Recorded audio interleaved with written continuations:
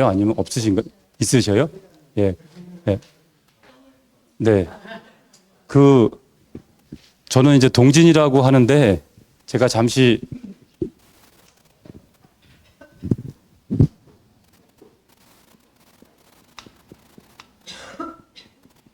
동력동자에다 참진자를 씁니다. 그래서 저는,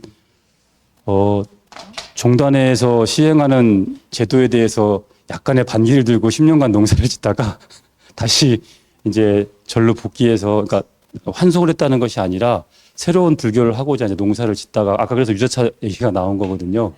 스님들하고 농사를 지어서 신도들에게 그러니까 소위 이 경제를 맡기지 않고 좀 살아보려고 노력했던 그런 일화들이 있는데 어쨌든 저는 동진입니다. 그래서 우리 회장님이라고 불러야 되나요? 반장님이 회장님? 네, 그러면 저 신도들 대표해서 저도 좀 궁금한 게 많으니까 잠깐 이 학생들 소개만 잠깐만 해주시면 어느 정도의 그 공부를 하시고 계신지 잘 몰라서. 아, 네, 그렇습니까? 그러면 간단하게 제가 알고 있는 대로만, 네. 예? 아직 지금 법명을 받지를 못 받았습니다. 지금 저는 이제 처음, 원래 저는 카톨릭 신자였습니다. 네. 거기서 세례를 받고 혼배 성사를 했고요. 어느 날 그런 아픈 어떤, 아픔이 있어서, 참 고백하기 싫지만은 말씀드린다면 오늘 따라투스트는 이렇게 말했다는 니체에 신은 죽었다, 신은 없다 이런 생각이 많이 들었었어요. 부정하게 되고 쉽게 말하면 하나님을 많이 부정하게 된 거죠. 그러한 계기가 있었어요, 저에게. 그런 아픈 계기가 있어가지고요. 어느 날 도월 선생님의 부타 인도를 가다 금강경 반야심경까지 쉽게 말하면 28강좌를 두 번에 걸쳐 들었습니다. 네, 두 번에 걸쳐 들었는데 반야심경에 이런 뜻이 있구나. 또 금강경에는 이렇게 뜻이 있구나라는 좀 아주 그 엷은 아주 미천한 그러한 학문이랄 수 없이 공부를 했습니다. 그러다가 어느 날 이제 우리 문민정사 있는데 약사암 쪽으로 올라가다가 프랭카드를 봤어요. 친구들하고 하다 보니까 거기에 저기 사내들이라는 프랭카드가 붙여 있고 아카데미가 붙여 있더라고요. 그런 계기가 돼서 우연히 또 어떤 우리 실장님과 보살님들하고 인과관계가 있어가지고 조그마한 한옥을 지인들에게 제 집을 내주게 됐습니다. 네, 인연이 돼서 불교의 인연을 맺어준 겁니다. 쉽게 말하면 아주 참 그런 운이 없다고 봐야 되겠죠. 내일 저희 집에서 무슨 행사가 있는 것 같은데요. 많이 기대도 될 것 같습니다. 우리 실장님은 이제 저희 얘기는 좀 이렇게 하고요. 우리 실장님은 대학교부터 불교 그러면 학생 불교의 모임을 갖고 활동을 하셨고 또 이 중에는 보살님들의 법명이 있는 분들도 있고 또 우리 선생님 같은 분은 지금 경전학교까지 지금 진행 중인데 다시 한번 듣고 싶어서 하는 거 많은 지식을 많이 가지고 있어요. 그리고 여러 선생님들이 많이 계십니다. 여기는 또 우리 선생님께서는 고등학교 교장선생님으로 퇴직을 하셨는데, 고등학교 교장선생님으로 퇴직하셨는데요. 저기 류진만 스님이라고 그렇습니다. 별명이. 그렇습니다.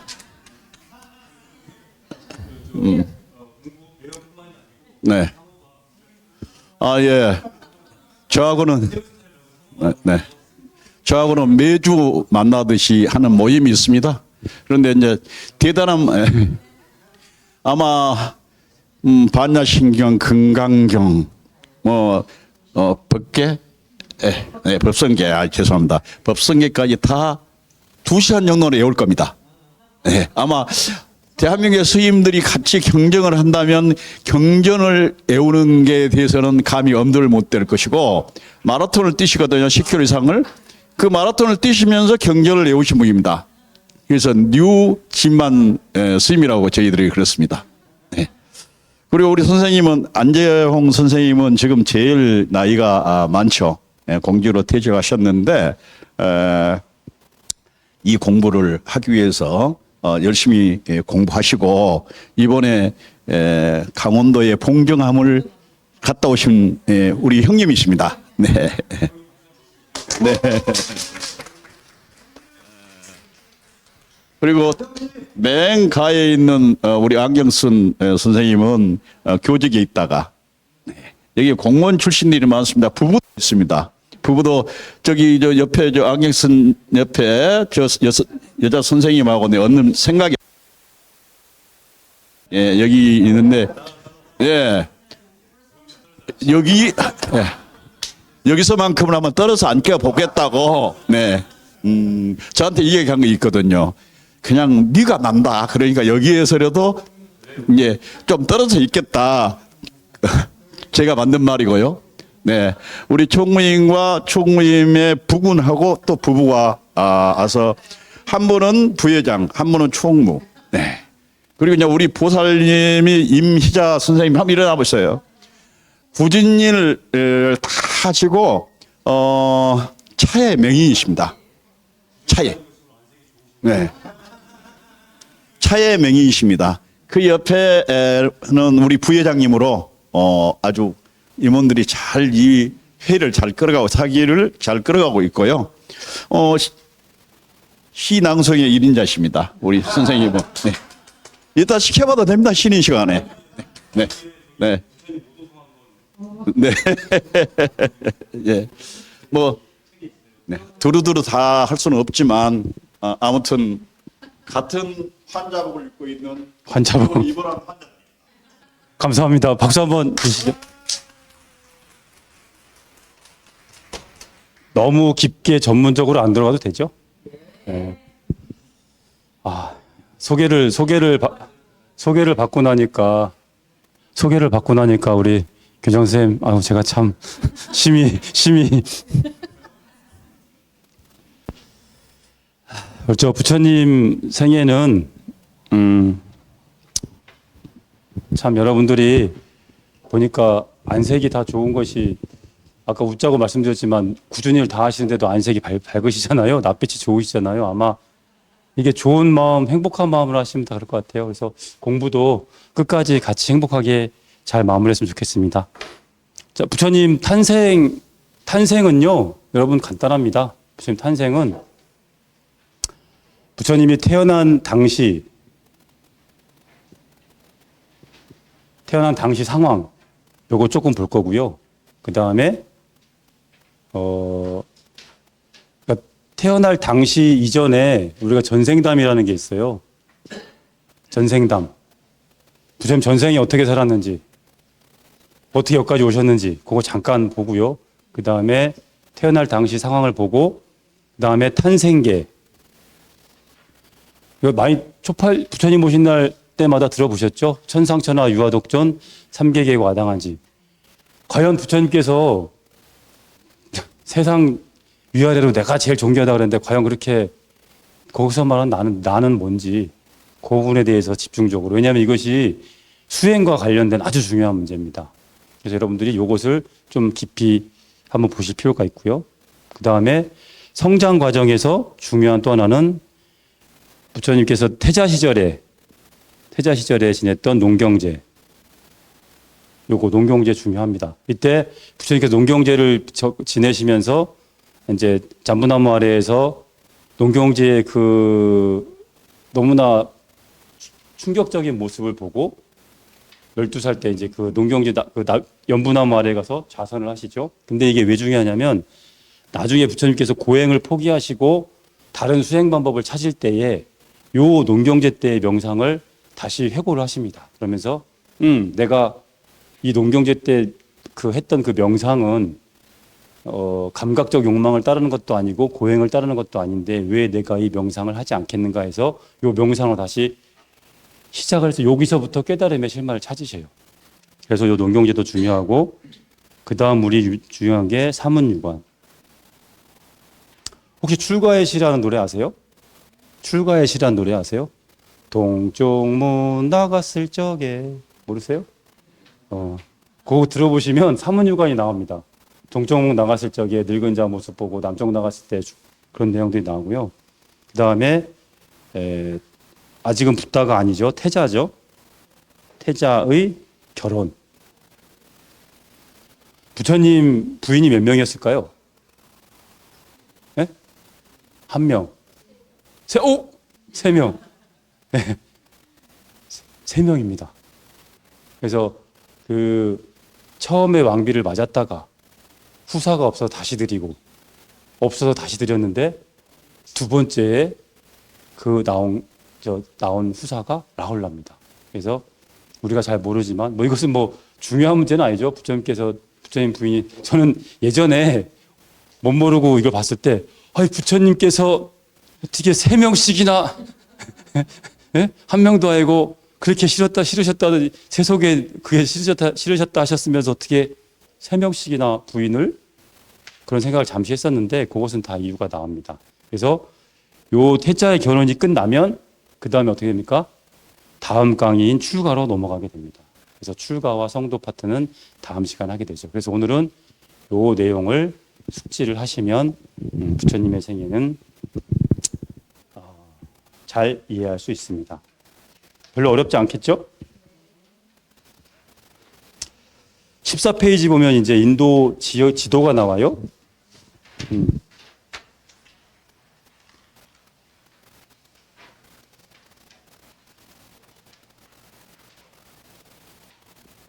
여기가 너무 크죠?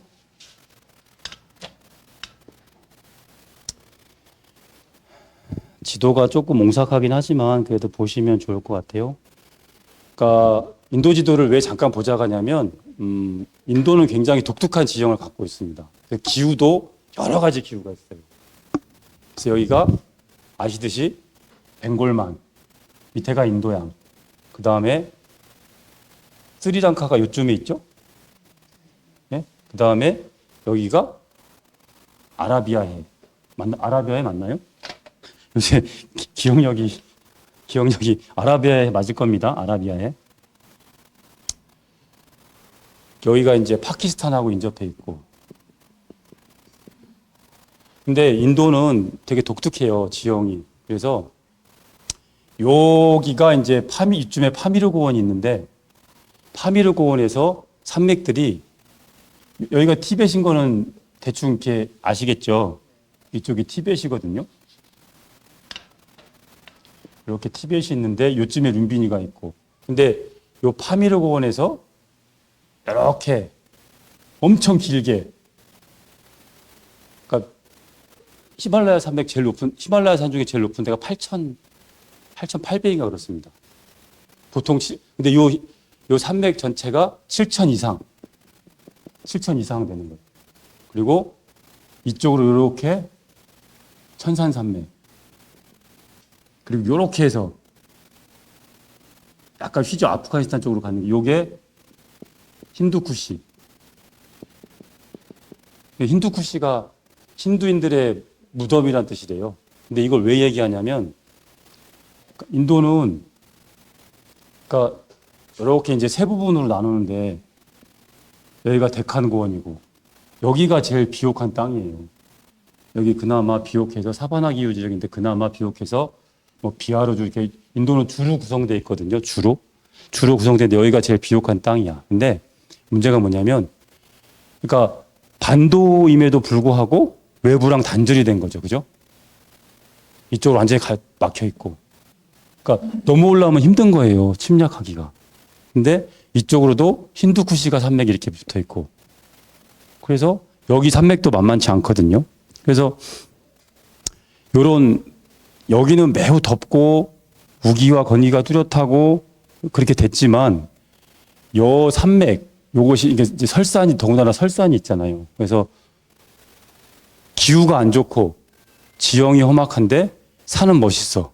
그럼 사람들이 많이 움직이지 못하지만 생각을 많이 하겠죠. 그 요가 같은 것도 하고 명상도 많이 하고.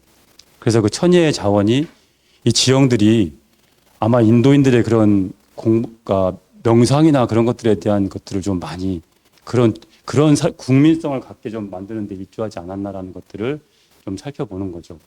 근데 이제 요쪽에 위에 그 흑해 이쪽에 이제 코카서스라는 지방이 그 산맥이 하나 있어요. 원래 이쪽에 인더스강 있고 이쪽에 겐지스강이 있거든요. 여러분 그 혹시 교과서에 인더스 문명 들어보셨죠? 원래는 인도 본토의 주민들은 여기서 그러니까 드라비다족이라고 해서 얼굴이 좀 까만 분들이 얼굴 검정 분들이 여기서 살고 있었어. 아주 융성한 문명을 이루면서 그 하라파하고 모헨조다로 책에 나오면 그 유적 나중에 성지순례 가시면 하라파 모헨조다로 그거 보실 수 있어요. 여기서 엄청나게 문명을 이루고 있었는데 요 코카서스 윗지방에서 이제 아리안족이 내려옵니다. 아리안족.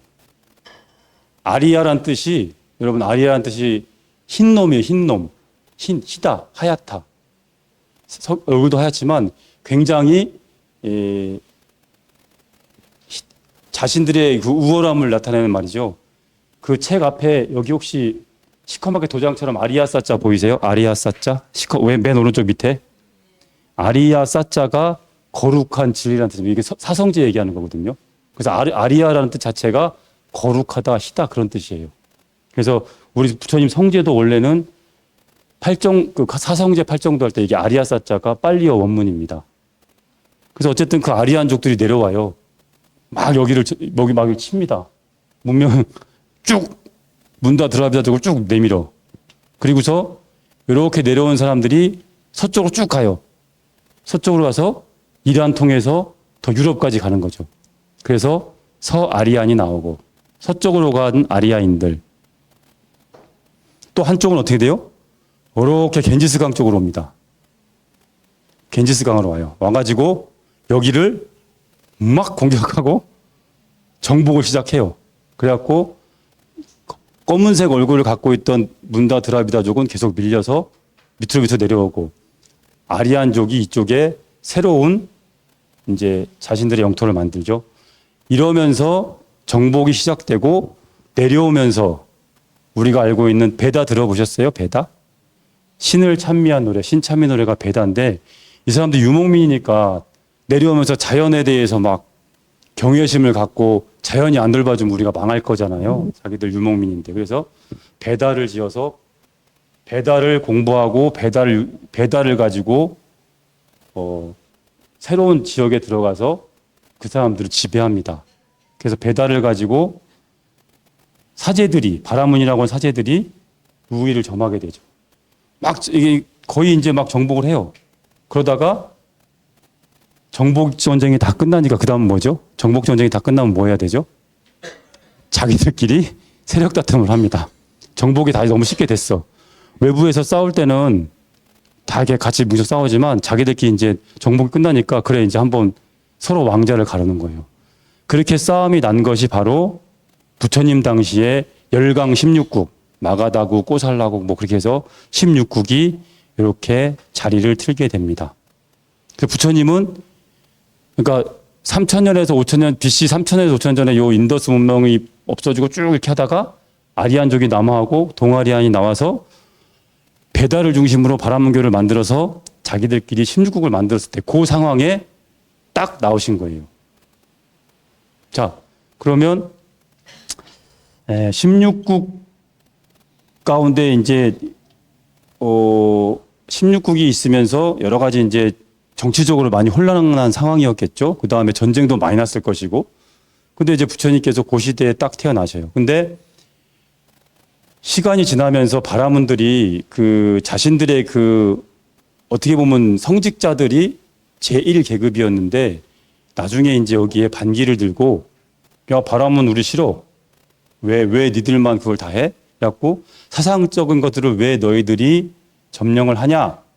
라고 해서 나타난 게 신흥 사문 계열입니다. 사문.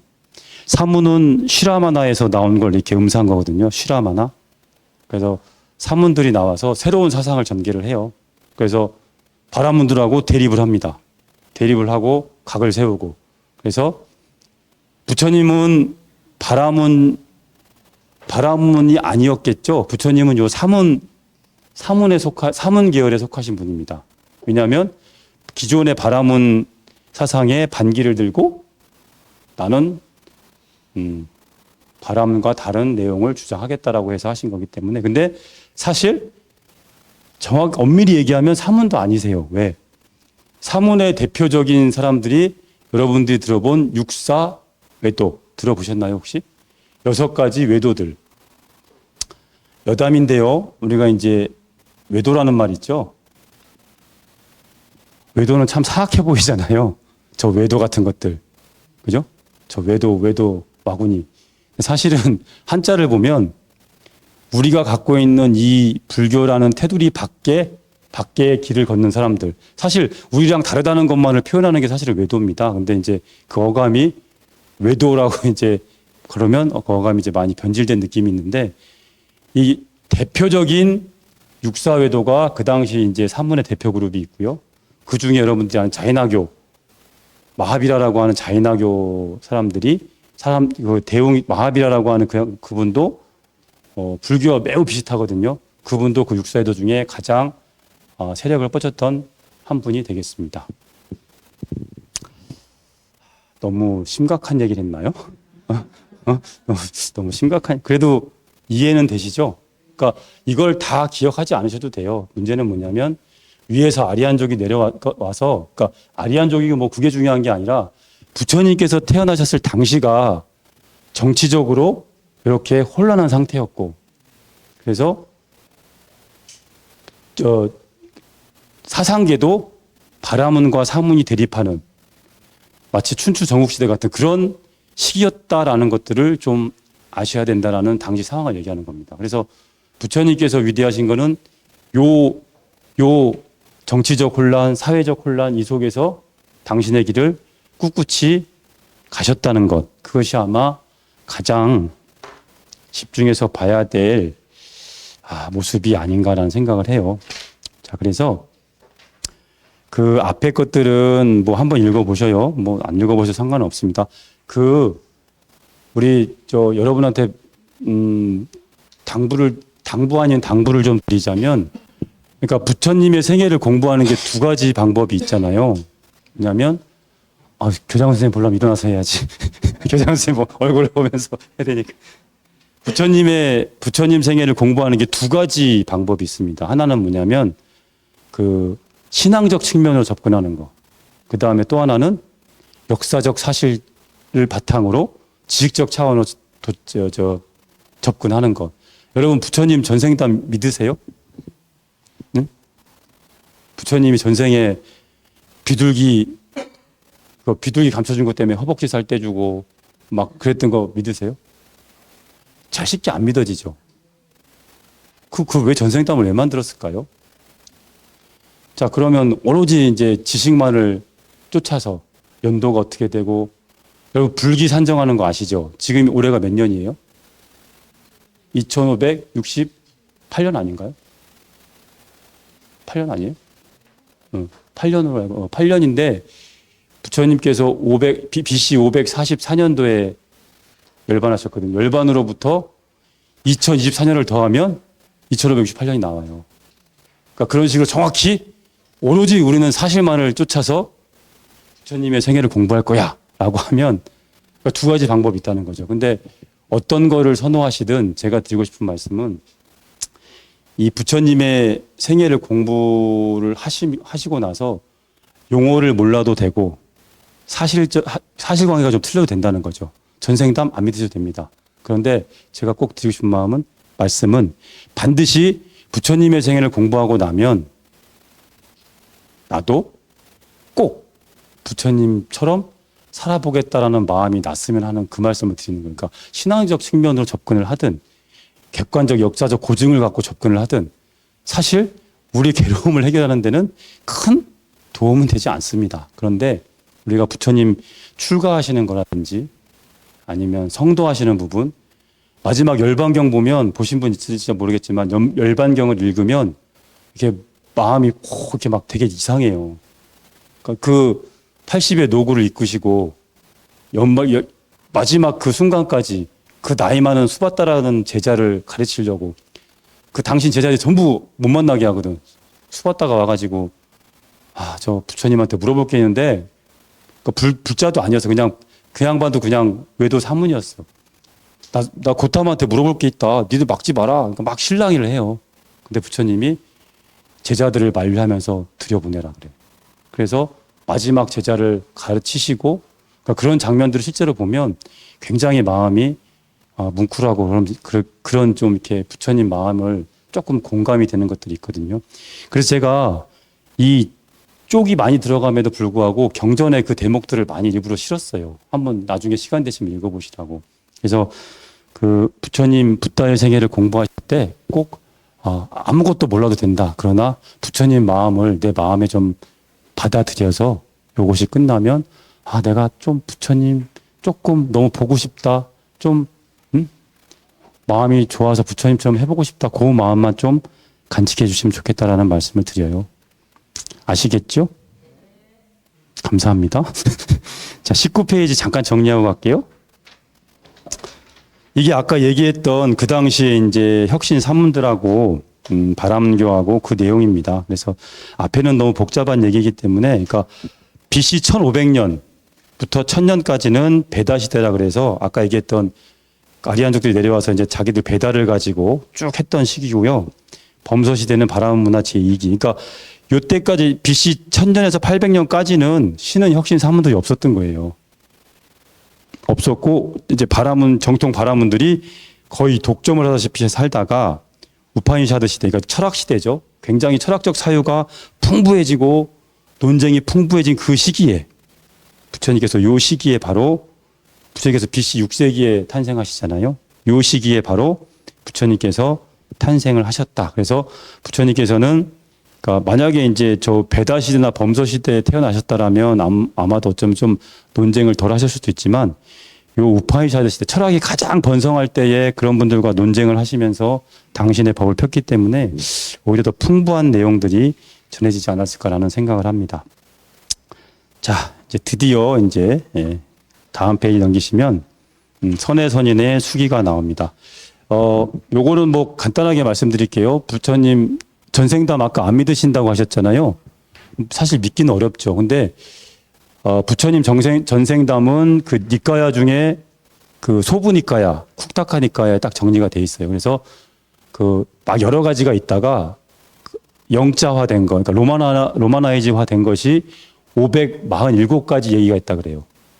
547가지 얘기가 있는데 그 중에 여러 가지 얘기가 나옵니다. 근데 왜 이렇게 전생담 얘기가 이렇게 많았을까라는 것들을 이제 고민을 사람들이 했겠죠. 근데 이 전생담 읽어보시면 대부분 이소부와 같은 내용이 많아요. 그래서 이거 그닥저닥 심오하지도 않네? 이소부와 같은 얘기가 많습니다. 근데 중에 이 부처님 전생담을 보면 인도 고대 설화가 유입된 게 굉장히 많대요. 그러니까 마치 우리나라에서 산신 신앙이 흡수되듯이 불교에 인도의 고대 설화가 많이 들어온 겁니다. 그래서 고대 설화가 많이 들어왔는데 그럼에도 불구하고 이 전생담은 부처님의 그 전생을 이렇게 오랜 시간을 좀 이렇게 확보함으로 해서 어때요? 부처님 같은 저런 분이 단 6년 만에 고행으로 깨달음을 얻었다고? 말도 안 되지? 라는 인도인들의 의식이 반영된 겁니다. 그래서 사실 그렇잖아요. 지금 만약에 예를 들어서 부처님께서 6년 고행으로 깨달음을 얻었어. 그러면 우리도 지금부터 모든 직장을 접고 심지어 스님들은 직장도 안 가고 선방에서 6년 이상 하는 스님들 많은데 다 돼야 되는 거예요. 사실은 가능성이 넓어져야 되는 거죠. 근데 뜻대로 안 된단 말이죠. 그래서 인도인들이 어떻게 생각했냐면 야, 그럴 리 없어. 저렇게 위대한 성인은 수없이 많은 생을 보살도를 닦았기 때문에 된 거야 라고 근거를 만들어낸 게 바로 전생담입니다. 그래서 이 전생담은 나름 그 메시지가 강한 것들이 있어요. 그 메시지가 강한 것들이 있기 때문에 한번 시간 되시면 읽어보시면 좋겠지만 뭐 안 읽어보셔도 크게 무리는 없습니다. 전생당 중에 제일 중요한 게 선의 선인의 수기하고 그 다음에 호명보살의 강림 딱 두 가지는 그래도 알고 계셔야 됩니다. 왜? 요건 가끔 시험 문제에 나와요. 포교사 시험 문제도 나오고 3급 승강고시 시험에도 나옵니다. 그러니까 거의 시작이 선의 선인의 수기라고 보면 돼요. 뭐냐면 선의 선인이라고 선의 동자라고 선의 청년 혹은 동자라고 하는 사람이 이제 그 책 안 보셔도 되고 저를 보셔도 돼요. 이게 읽으려면 되게 따분할 수가 있어요. 간단히 스토리만 말씀드리고 잠깐 쉴게요. 선의 선인이라는 사람이 이제 되게 바른 청년이었어. 바른 생활 청년이었는데 어느 날 얘기를 듣습니다. 부처님이 출연했대. 그때 출연한 부처님이 누구다? 보광불. 보광불이고 조금 이제 있어 보이려면 디팡카라. 이렇게 얘기하면 좀 있어 보이려나요? 디팡카라 부처님. 연등 부처님, 연등불. 그래서 보광불, 연등불 이렇게 얘기하는데 그 디팡카라 부처님께서 출연했다는 소리를 듣고 신심이 너무 좋아서 진리에 대한 마음이 너무 좋아서 이 양반이 부처님 계신 곳에 갑니다. 가서 이제 부처님한테 가니까 어때요? 꽃을 올리고 싶을 거 아니에요. 부처님한테 제일 하려고. 근데 그 당시에 꽃이란 꽃이 하나도 없는 거야, 성 안에. 왜 이렇게 됐지? 그래갖고 이 양반이 선의 선인이 막 수소문을 합니다. 하는데 물어봤어. 왜 꽃이 하나도 없어요? 선생님 왜 꽃이 하나도 없어요? 그러니까 그분이 꽃을 왕이 다 걷어갔대. 왜? 자기가 당신이 행사 때 쓰려고. 부처님이 오시니까 그 꽃을 성 안에 있는 꽃을 다 걷어다가 이렇게 당신이 부처님한테 공양을 다 거둔 거예요. 그러니까 선의 선인이 너무 속상하잖아요. 그래갖고 이제 터덜터덜 이렇게 가는데 가다가 이쁜 아가씨를 만납니다. 아가씨라고 표현된 경전도 있고 시녀라고 표현된 경전도 있습니다. 근데 어쨌든 그 양반이 이렇게 허리춤에다가 아가씨가 꽃을 숨기고 가는 걸 그 양반이 봤어. 선의 선인이. 꽃이 살짝 삐져나온 걸 막 불러요. 왜? 보살님. 아니, 보살님이 아니지. 여보세요. 불러갖고 물어봅니다. 그 꽃을 좀 주시오. 안 됩니다. 내가 부처님한테 꽃을 올릴 건데 꽃이 없어. 주세요. 안 된대. 근데 그 선의 선인이 금화 500냥을 냅니다.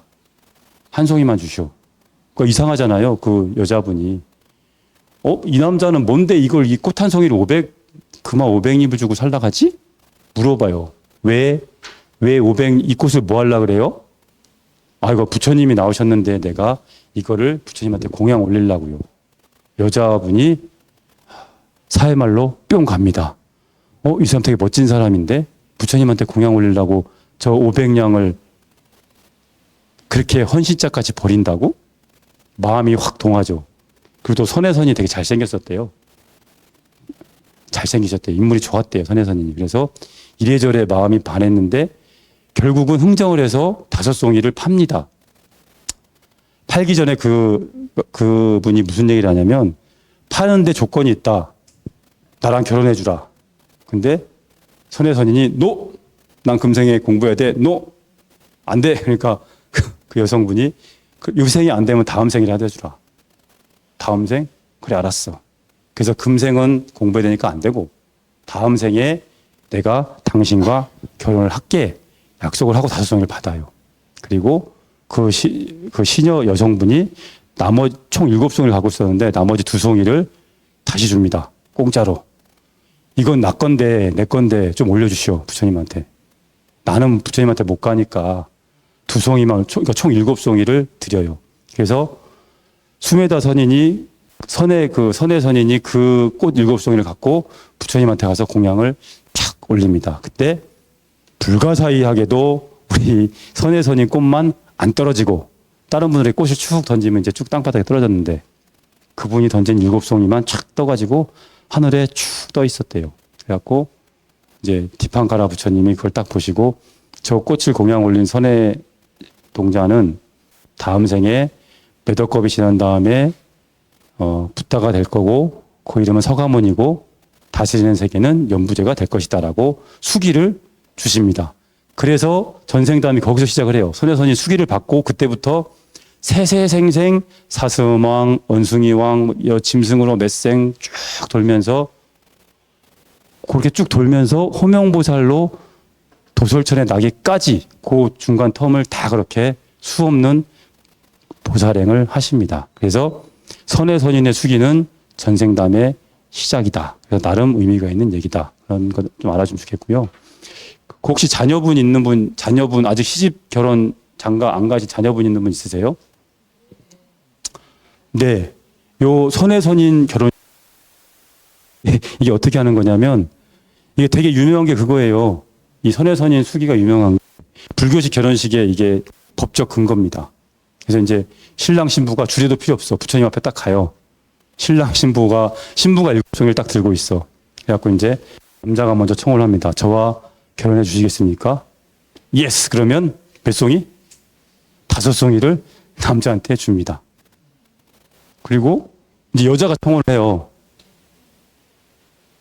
저랑 결혼해 주시겠습니까? 남자가 오케이. 그러면 나머지 2송이를 받아요. 그러면 여자 손에 있던 7송이가 남자 손으로 7송이가 다 옮겨지면 성혼이 성립되는 겁니다. 그래서 실제로 이런 전생담의 내용을 가지고 부처님 이런 전생담을 가지고 불교식 결혼을 하시는 경우가 종종 있습니다. 그래서 부처님만 있으시면 되고 사실 주례도 물론 뭐 어른 스님도 오셔서 하시긴 하지만 주례도 딱히 필요 없어요. 왜냐하면 이 수기를 받은 분이기 때문에 이렇게 해서 하시면 됩니다. 그래서 불자 집안들끼리 만나면 이렇게 해보시는 것도 나쁘지 않겠다라는 생각을 잠시 했어요. 괜찮지 않을까요? 자, 그래서 이제 마지막에 수없는 생을 지내다가 호명보살로 내원궁에 딱 드십니다. 그래서 도솔천이 우리 여러분 혹시 불교의 천상구조에 대해서 혹시 들어보신 적 있으실까요? 맨 밑에 불교에서 제일 안 좋은 데가 어디? 지옥. 그 다음에 지옥, 수라, 악이. 그 다음에 지옥 다음 축생이죠. 지옥, 축생, 악의 수라, 인간계.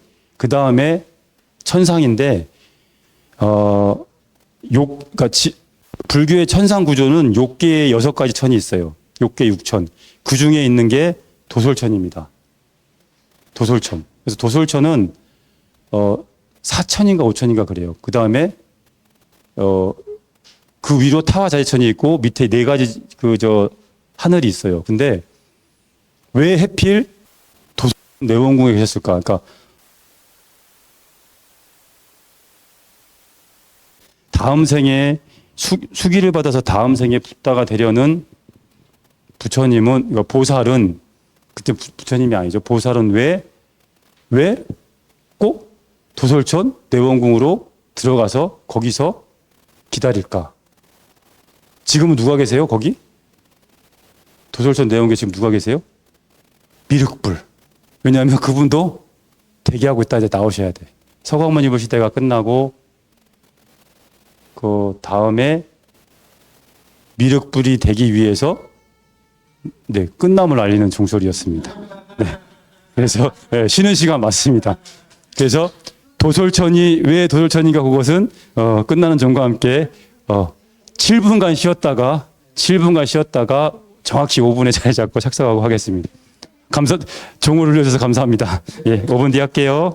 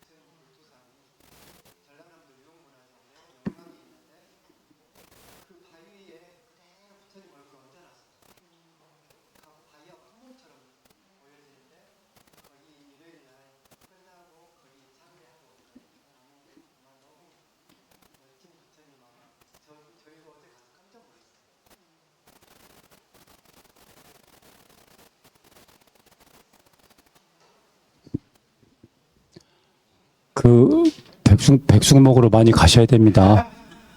많이 가시고요. 그 마하바카라는 경전이 있는 그 율장이 있는데 거기서 먹지 말아야 할 고기가 10가지가 있습니다. 궁금하시죠? 그거는 이제 나중에 제가 코끼리 고기 먹으면 안 되고요. 개고기 먹으면 안 되고요. 레오파드 먹으면 안 되고 뱀 먹으면 안 돼요. 그다음에 있었는데 까먹었네. 요지는 뭐냐면 남들로부터 비난받을 만한 것, 그러니까 지혜로운 자들로부터 비난받을 만한 음식은 먹지 말아라라고 되어 있어요. 왜냐하면 그 다음에 사자도 먹으면 안 돼요. 왜냐하면 사자나 이리고기를 먹으면 개들이, 그러니까 예를 들어서 비구들이 걸식을 그 사자고기를 받아서 걸식을 받아갖고 산에서 먹잖아요. 그러면 개들이 그 냄새를 맡고 공격을 해. 그 생존의 위험이 생겨서 레오파드, 사자 그런 거 먹지 말고 코끼리나 말은 왕의 상징이기 때문에 먹으면 안 돼. 그래서 사람들이 저것을 먹는다 이렇게 막 얘기하면 또 비난을 받잖아요. 그래서 그런 거 먹으면 안 돼. 뱀하고 개는 혐오식품, 보기에 너무 혐오스럽다서 먹지 말라는 표현이 나옵니다. 그러나 백숙은 좋잖아요. 그러니까 많이 드시러 가세요. 많이 드시러 가세요. 어떤 거? 그 부분은 조금 이제 심도 있는 얘기인데요. 원래 기존 보통 종교에서는 먹은 것은 업이 되어서 아래아식에 저장되어서 함장된다라고 표현을 하잖아요. 근데 그럼에도 불구하고 우리 천수경에 죄는 자성이 없기 때문에 진실로 이렇게 발로 참에 되면 그 죄는 남지 않는다. 모르고 먹었기 때문에 악의적으로 먹은 것이 아니기 때문에 그런 것들은 그것을 오히려 돌이켜서 좋은 공부의 자양분으로 삼으시면 충분히 문제가 되지 않을 것이라는 나름의 확신을 갖고 있습니다. 걱정하지 마시고 아무래도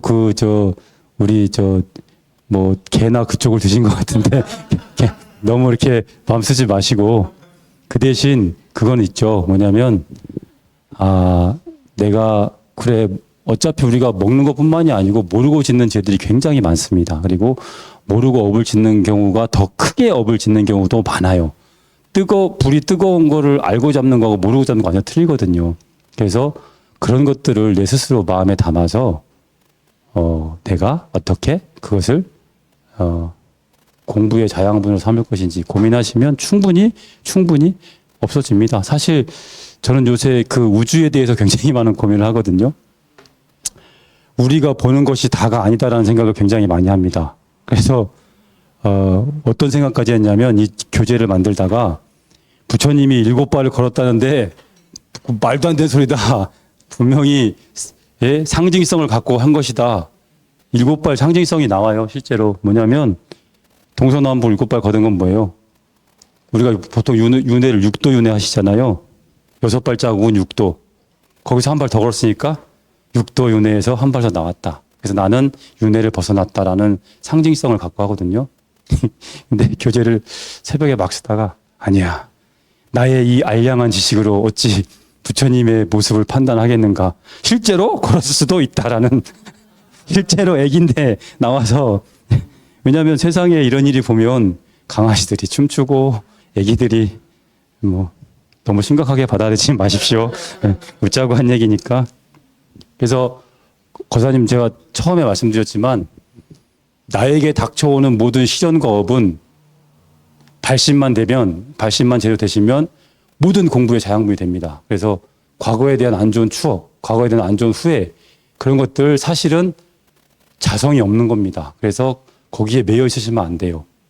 매여 있지 말고 탁 놓는 대신에 내가 앞으로 어떻게 내 마음의 지혜를 밝혀서 내 행동을 바꾼 것일까에만 집중하시면 그 고기 드신 것이 굉장히 큰 좋은 인연이 됩니다. 그러니까 사회말로 우리 공부할 때는 쫄지 말고 직진. 네? 공부할 때만큼은 아시죠? 쫄지 말고 직진. 문제가 생겼다 그러면 내 마음에 참회를 하고 그리고 살짝 부끄러우면 부처님 앞에 가서 참회하고 그리고 내 마음을 끊임없이 되돌아보고 밖에서는 어떠한 답도 얻을 수 없는 게 확실합니다. 모든 문제 해결은 나를 들여다봐야지 그래야 문제가 풀린다는 거. 자, 이제 부처님이 탄생을 하시죠. 호명보살 내용은 간단합니다. 호명보살 내용은 이제 26페이지에 이제 쭉 나와 있는 내용인데요. 나중에 집에 가서 경전 인용 부분을 한번 읽어보세요. 이 부처님 전생담부터 생애를 다룬 경전이 굉장히 많습니다. 근데 저는 이제 과거 미래 인과경을 인용을 한 거고, 그것 말고도 뭐 본생경, 그 다음에 뭐 많이 있어요. 불본행직경, 본생경 많이 있으니까 그건 쭉 찾아보시면 됩니다. 그래서 이제 호명보살이 이제 내원궁에서 살피죠. 근데 아까 말씀드렸듯이 욕계 6천은 사왕천, 도리천, 야마천, 도솔천, 화락천, 타와, 자재천이에요. 그러면 도솔천은 욕계 4천이죠. 그죠? 욕계, 왜 해필 욕계 5천도 있고 6천도 있는데 왜 욕계 4천에서 왜 4천에 들어가셨지? 궁금증이 생기죠. 그래서 쭉 고민을 해보니 요 도솔천 밑에 사왕천, 도리천, 야마천은 욕망이 아직 치성하게 남아있는 천신계라고 합니다. 그래서 자비심이 많이 안 나는 거예요. 오히려 내가 더 주관적인 거예요. 내가 더 나를 중심으로 공부하기 때문에 천상은 천상이지만 아직 번뇌가 나름 남아있다. 그러면 타화자재천하고 화락천은 어때요? 타화자재천은 여러분 혹시 많이 들어보신 거 아니에요? 그 시타르타 뮤지컬에 보면 타화자재천에서 이제 마왕이 쭉 나오잖아요. 뭐냐면 부처님하고 딜을 할 때 타화자재천 갖고 딜을 합니다. 야, 너 성불하지 마. 내가 타화자재천 너한테 맡겨줄게. 뭐냐면 내가 생각만 하면 내 뜻대로 다 되는 거예요. 타화자재. 다른 것들이 내 마음대로 다 변화되는 거예요. 내가 죄송합니다. 나 누구 쟤 미워 그러면 쟤가 싹 없어지고 나 저거 이게 좀 먹어주고 딱 앞에 나오니까 생각만으로 내가 모든 것 다 변화시키는 게 타화자재. 마왕이 뒤에 보시면 알겠지만 그걸 갖고 최종 딜을 해요. 처음에 3명 딸 보내서 유혹하다가 안 되니까 군대 보내서 협박하고 안 되니까 딱 본인이 직접 내려와서 딜을 합니다. 타화자재천 나랑 같이 합시다. 싫어? 그래갖고 이제 성불하신 내용이 나오는데 이 타화자재천하고 화락천은 너무나 평온하고 행복해서 여기도 자비심이 안 난다는 거예요. 마치 어떤 내용이냐면 인간계가 성불하게 가장 좋은 이유 들어보셨죠? 지옥, 축생, 악이, 수라, 인간계, 천상 중에 인간계가 부처가 붙다가 나기에 가장 좋은 자이다라는 얘기를 들어보셨죠? 왜? 인간은 적절한 고통과 적절한 즐거움이 섞여 있는 거예요. 괴롭기만 해도 안 되고 즐겁기만 해도 마음이 안 나. 근데 사람들 즐거웠다가 푹 꼬꾸라졌을 때, 그럴 때 자기 자신의 민낯하고 딱 마주합니다. 그래서 인간계가 고통이 있기 때문에 오히려 공부를 하는데 소중한 공간이 된다라는 말씀을 많이 하셔요. 도설천이 딱 그 인간계처럼 즐겁고 편안하고 좋지만 여기도 어때요? 자애심도 많지만 그 위에보다는 나름의 그런 것들이 있기 때문에 여기서 이렇게 딱 대기를 하시는 거죠. 그래서 대기를 하셔갖고 이 선의 보살이 수없이 많은 이제 호명 보살이죠. 수없이 많은 전생을 돌다 이제 선업을 쌓고 하다가 대원궁에 들어서 이제 때가 됨을 알고 아래를 살핍니다. 그래서 이제 하생에서 모태에 들 곳을 찾죠. 그래서 이제 보면 감자국에 감자 26페이지 밑에 수체를 보면 감자의 자손이 전룡성안의 후손이며 백정왕의 과거 인연을 살피건대 부부가 바르고 참되어서 부모가 될 만하겠다. 그러니까 나라를 정하고 부모를 정합니다. 그래서 나 내려와요. 뭐 이제 감자, 여러분 감자 이거 지금 감자 있는데 이 감자가 아니에요. 감자는 사탕수수입니다. 사탕수수. 근데 그것도 웃기죠. 공물을 왕의 이름을 정반왕이 뭐예요? 깨끗한 밥이거든요. 풀이하면 깨끗한 밥이 왕의 이름 깨끗한 밥이야. 혈통이 감자 단 사탕수수가 혈통. 이게 뭘 의미하냐면 그 당시가 이제 농경 사회였기 때문에 밥 이상 깨끗한 밥 이상 최고의 그 칭찬이 없었던 거겠죠. 그러니까 그런 것들을 좀 감안하시고 나중에 보시면 될 것 같고요. 그래서 이제 하생에서 모태에 들죠. 모태에 들어서 드디어 마야 부인의 태몽으로 6개의 하얀 그 상아를 가진 백상으로 이렇게 들어오게 됩니다. 자, 이제 탄생을 하시죠. 그래서 이제 태몽을 꾸고 배가 불러서 이제 그 인도는 그런 풍습이 있었다 그래요. 출산을 할 거면 친정으로 가는, 그러니까 카필라국에서 마하데비라고 하는 그 당신의 그 고향으로 가는, 그러니까 출산을 하려면 자 이제 당신 본 집으로 가는 거죠. 그래서 이제 마야 부인이 이제 산길을 느끼고 이제 왕궁을 나서서 가는 도중에 룸비니 쪽에 가서 이제 갑자기 산통을 느끼죠. 그래서 거기서 그러니까 길 중간인데 거기서 이제 바로 태자를 낳게 되는 것이죠. 이제 36페이지에 보시면 그 그림 하나 보이시죠? 룸비니에 있는 마야대비 사원.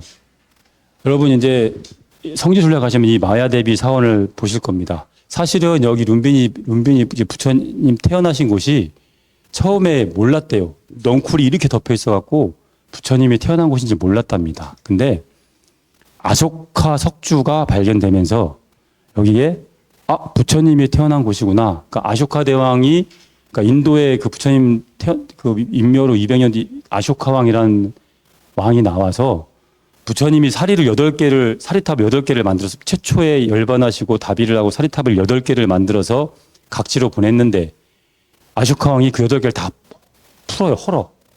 헐어갖고 그 수많은 사리를 부처님 기념이 될 만한 곳에서 다 조금씩 분배를 합니다. 근데 그러고서 이제 당신이 그걸 증명한 아쇼카 석주를 왕의 이름으로 아쇼카 석주를 세워요. 근데 여기 룸비니가 얼마 안 됐어요. 근데 그게 모르고 있다가 덤프로 이렇게 쌓여 있으니까 그 불교가 망할 때 우리 이슬람 침공받아서 망하거든요. 그때 그 불자들이 그 문화재를 보호하려고 전부 땅을 흙으로 덮어놓고 이렇게 폭격은 아니지. 공격을 받으니까 흙으로 다 덮고 그렇게 갔대요. 그래서 아직 인도는 발굴 안 된 불교 유산이 많다고 하거든요. 근데 여기도 몰랐는데 아쇼카 석주가 발견된 거예요. 그 아쇼카 석조에 뭐라고 써 있냐면 위대한 성인이 나신 곳이기 때문에 이 지역은 세금을 8분의 1만 걷어라. 그게 딱 나온 거예요. 그래서 사람들이 위대한 성인? 그래갖고 이제 발굴 작업 시작했더니 여기가 이제 윤빈이가 됐다. 그래서 이 그림에 나오는 여러분이 보실 이 마야대비 사원은 부처님이 태어나신 곳을 기념해서 이제 지은 사원이고요. 그 자리에서 지은 거고 대신 뭐 이렇게 아주 잘 정돈되지는 않았어요. 지금 그때 보니까 뭐 아직 보수를 하고 있는데 그 자리에 세워졌다. 그리고 아쇼카 석주가 그걸 찾는데 큰 도움을 줬다라는 내용이 있습니다. 자, 우리가 이제 어떻게 보면 이제 제일 중요한 얘기죠. 부처님 탄생계, 천상천하 유화독존, 삼계계고 아당한지. 여러분 이거 되게 많이 들으시잖아요. 그죠? 부처님이 7발자국을 걸어서, 그러니까 부처님 마야부인 옆구리로 태어났다는 얘기 들으셨죠? 옆구리로 태어났다는 것은 부처님의 신분을 나타내는 겁니다. 입으로 태어나면 바라문, 옆구리로 태어나면 크샤트리아, 왕족. 그래서 부처님 나중에 열반경 보면 답의할 때 부처님의 답의는 어떻게 합니까? 라는 질문을 해요. 제자들이. 부처님께서 뭐라고 하시냐면 전륜성왕에 준하는 장례법에 맞춰서 해라. 그러니까 이제 아마도 당신이 왕족 출신이었기 때문에 막 그렇게 하신 게 아닌가라는 생각이 들어요. 근데 이제 그 옆구리가 크샤트리아, 배에서 나온 게 바이샤, 발바닥이 수두라. 처만 일하는 그 천민들 수두라 그렇게 하는데 이제 옆구리에서 나왔다는 것은 말씀드린 대로 왕족 출신이라는 신분을 말씀드리는 거고 그 다음에 7발자국 걸었다라는 것은 뭡니까? 아까 얘기했듯이 사방으로 이렇게 손 위아래로 하는 것은 하늘과 지상을 통틀어서 그다음에 내가 제일 존귀하다. 그리고 7발자국 걸으신 것은 육도를 넘어선 큰 깨달음을 이루리라는 것을 암시하는 것이죠. 자, 여기서 문제. 부처님은 왜 당신만이 가장 존귀하다고 얘기하셨을까요? 천상천하에 하늘과 땅을 통틀어서 이 세상에서 내가 제일 존귀하니 내가 제일 존귀하다. 삼계가 화택으로 불타고 있으니 내가 마땅히 그것을 편안케 하리라 라는 오도송을 탄생송을 하셨는데 왜 당신만이 그렇게 너무나 당연하게 아직 나이도 얼마 안 된 그 어린 분이 왜 그렇게 하셨을까요? 한번 혹시 생각해 보신 적 있으셔요? 거기서 왜 나를 강조를 하실까? 하늘과 땅 아래에 내가 제일 존귀하다고 당신 말씀하셨는데 왜 내가 우리 모두 존귀하다도 아니고 왜 내가 생명으로 살아있는 생명 그렇죠? 여기는 인간의 존엄성 그렇죠. 또 누가 한번 말씀해 보실래요? 우리 카메라 찍느라 고생하신 한 말씀. 힘들지 않았어요? 어려운 얘기 듣는데 힘들지 않았어요? 한 말씀. 어떤 지금까지 제가 불교를 사실 잘 몰라요. 할 말이 없네. 불교를 모르니까. 고생을 하시길래 근데 두 분 다 말씀이 맞습니다. 왜냐하면 그러니까 이게 수행과 관련된다고 말씀을 드린 것은 부처님께 탄생계를 말씀하신 거지만 이것은 부처님의 사명을 그러니까 요즘 말로 하면 부처님의 사명을 당신이 선포하신 거예요. 그러니까 모든 생명체는 다 존귀하죠. 왜 존귀하냐는 거죠. 바로 불성이 있기 때문에. 그래서 그러니까 만약에 우리가 근데 여러분들 스스로에게 불성이 있다는 거를 받아들이십니까? 진짜 받아들이세요? 받아들이면 어디까지 가야 되냐면 나도 부처님 될 수 있다까지 가야 돼요. 근데 여러분 부처님 될 수 있으세요? 그러면 내가 어떻게 진짜 그러시거든요. 저도 불과 몇 년 전까지만 해도 이번 생은 포기. 다음 생에. 근데 누구지? 스티브 잡스인가요? 그 얘기한 사람, 그 스티브 잡스가 그런 얘기 했다 하더라고요. 스티브 잡스인지 하여튼 정확히 기억은 안 나는데, 외부의 기대, 각종 자부심과 자만심, 실패에 대한 두려움, 이런 것들은 죽음을 직면해서 다 떨어져 나가고, 오직 진실로 중요한 것만 남는다. 이해되시죠? 무슨 말인지? 그래서 저는 그 얘기를 듣고, 저도 이제 상이 되게 지독하게 많았거든요. 그래서 그러니까 되게 소박한 걸 꿈꾸면서도 나름 여러 가지를 생각했었는데 그 문장을 어느 날 보고, 내가 너무 식상한 질문인데 내가 지금 여기서 죽는다면 뭐가 가장 걸릴까 고민을 해봤어요. 사실 죽는 거가 물론 너무 고통스럽고 무섭겠지만 죽는 거는 어차피 다 천고만고의 정확한 사실, 우리는 다 죽는다. 그것은 아무도 부정할 수 없어요. 아무도 피해갈 수 없고. 그러니 어차피 나도 죽을 건데 굳이 뭐 죽는 거 뭐 문제 있겠어? 죽는 거는 별로 문제가 안 됐어요. 근데 지금 바로 죽는다면 뭐가 제일 걱정일까, 문제일까 돌이켜보니까 정말 이 상태로 간다고? 아무것도 모르고? 이렇게 깜깜하게? 머리까지 깎아놓고? 너무 이렇게 그때 밀려오는 뭐라 그래야 됩니까? 자괴감?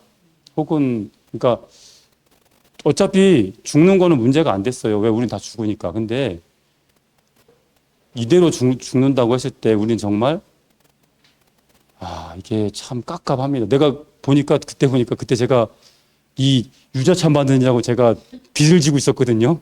채무를 지고 있었는데 빚, 그다음에 뭐 명예 그런 거 다 필요 없. 진짜 그때는 아무 생각이 안 드는 거예요. 정말 이렇게 아무것도 모르고 간다고? 정말 불교에서 얘기하는 지옥도에 얘기하는 것처럼 발설지옥 다 있으면 어떡하지? 물론 그거 없어도 돼. 근데 없어도 되는데 중요한 건 어차피 나의 영체는 윤회를 어떤 형식으로 할 텐데 또 이 괴롭고 무지한 걸 또 반복해야 되나? 한 생도 아닐지도 모르는데 두려움이 어떡하지? 그때부터 이제 고민이 좀 진작이 시작된 거예요. 아침마다 일어나서 차를 마시면서 꼭 그 질문을 해봤어요. 오늘은 내가 죽으면 뭐가 문제지? 똑같은 답이 오는 거야. 이대로 무지하게 죽는 거. 그게 제일 문제겠다라는 생각이 드는 거죠. 그래서 부처님 탄생계에서 아까 말씀하셨던 인간의 존엄, 그 존엄이 이루어지려면 거기서 말하는 나는 사실 번뇌가 다 떨어진 나예요. 그러니까 온전하게 깨달은 자가 하늘 위아래 가장 존귀하다. 모든 불성을 가지고 있는 생명체 중에 그것을 온전히 깨달아서 그 불성대로 사는 사람이 하늘과 하늘 아래 가장 존귀하다. 내가 호명보살이니까 아실 거 아니에요. 내가 이제 일생보처, 한 생만 보처를 해서 부처가 될 거니까 내가 나왔으니 삼계는 그것을 모르는 사람들 때문에 무지하게 고민하고 있으니 내가 그것을 마땅히 편안하게 해주겠다. 여러분, 그 깨달은 사람의 특징이 뭔지 아세요? 절대 혼자 잘 살지 않습니다. 자, 아주 쉬워요. 내가 열심히 돈을 많이 벌었어. 10억을 벌었습니다. 코인을 했어. 20억 벌었어요. 자, 근데 내 옆에는 가족이 사고가 났어. 행복해요? 안 하죠. 사고까지 안 가도 내가 돈을 엄청 벌었어. 근데 내 남편이 수행이 덜 돼서 맨날 날 괴롭혀. 폭력을 쓰고. 안 행복하죠. 사회에서 우리 여기 우리 법원님들이 같이 똘똘 뭉쳐 좋은 일 많이 했어. 근데 정부가 자꾸 이상한 뻘짓을 해. 그럼 어때요? 내가 아무리 돈을 많이 벌고 내가 수행을 많이 해도 나 혼자 갖고는 절대 행복해질 수가 없는 거예요. 그래서 불후의 명언, 수행은 절대 혼자 해서는 안 된다. 그죠?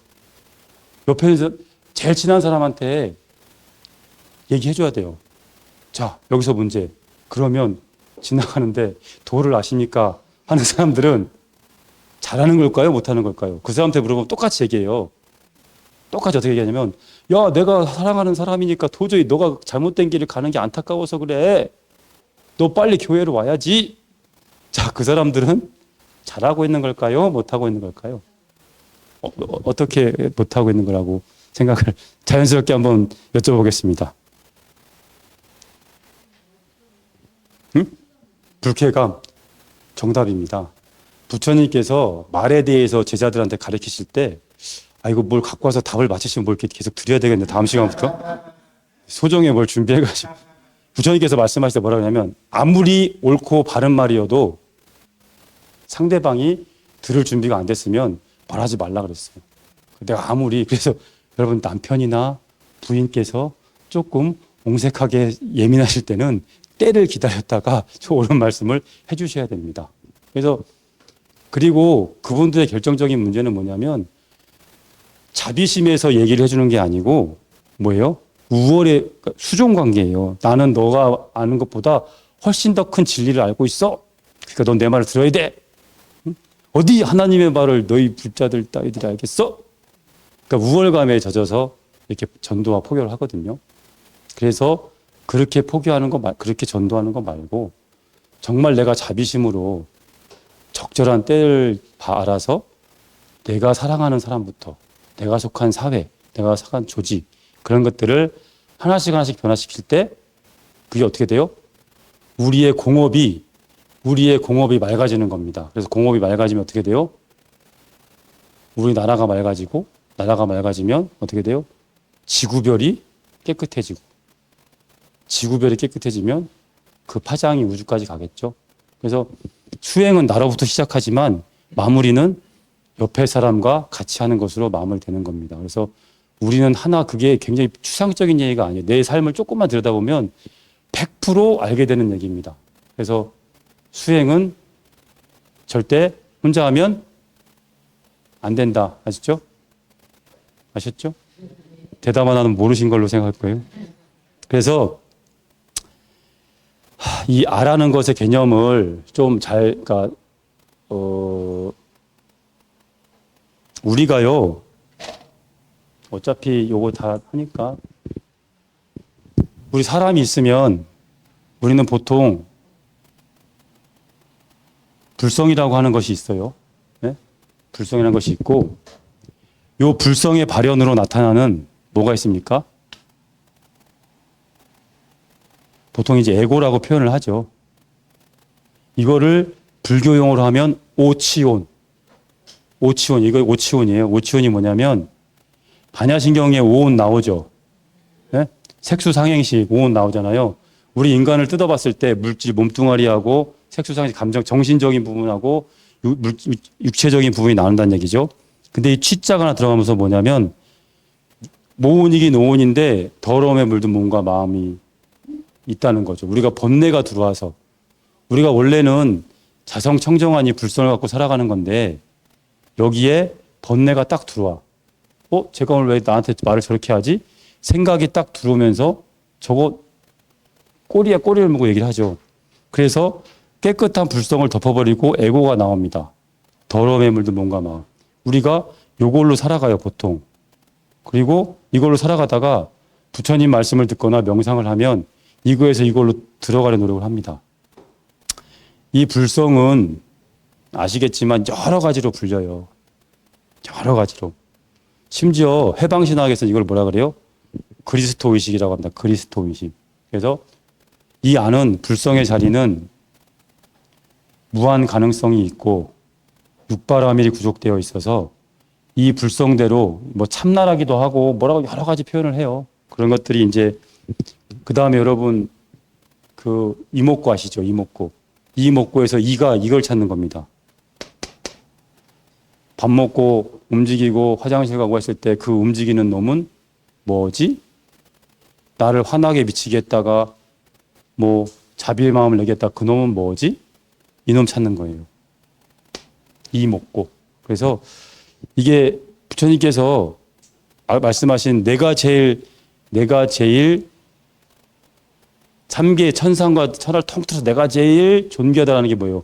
이 불성으로 참나로 살아가는 모든 존재가 제일 존귀하다. 그러니까 여러분도 언어에 좀 안 매이셨으면 좋겠어요. 참나라고 하면 또 이렇게 막 이렇게 고정관념 생각하지 마시고 어쨌든 요 불성 자리, 인간이 가지고 있는 무한 가능성과 육바람이 구족된 그 자리로 살아갈 수 있다면 뭐예요? 여러분도 천상천하 중에 가장 고귀하신 분이 되는 겁니다. 그래서 부처님이 말씀하신 그 나는 시타르타라고 하는 개인이 아니고 이 불성을 가지고 불성으로 살아가는, 참나로 살아가는, 심지어 그리스도 의식을 가지고 살아가는 사람들의 그 온전한 삶을 산다면 그 사람은 누구나 다 천상과 천하의 가장 존귀한 사람이다라고 말씀하신, 선언을 하신 거예요. 그리고 나는, 부처님께서 말씀한 나는 이미 그걸 성취했고, 그런데 보니 아까 동진 스님 얘기처럼 수행은 절대 혼자 하면 안 되겠더라. 그러니 같이 해서 이 고통받는 내 가족을 다, 내 사회 식구들을 다 같이 나의 경지로 이끌어 주리라 라고 한 게 탄생계입니다. 그래서 사실 탄생계가 여러분 그냥 단순한 개송이 아니에요. 사실은 탄생계는 우리 불자들의 다짐이어야 되고 수행의 척도여야 됩니다. 그죠? 그래서 나도 부처님이 될 수 있다는 확신을 가져야 되는 거죠. 확신이 좀 드세요? 들어야 됩니다. 우리가 불교를 믿잖아요. 여러분 불교는 아는, 그러니까 지혜의 종교라서 알매 종교예요. 불교는 아는 거야. 근데 불교에서 딱 한 가지 믿어야 될 것이 있습니다. 바로 요겁니다. 나도 붓다가 요거 딱 하나 믿으면 돼. 딴 거는 부처님께서 나를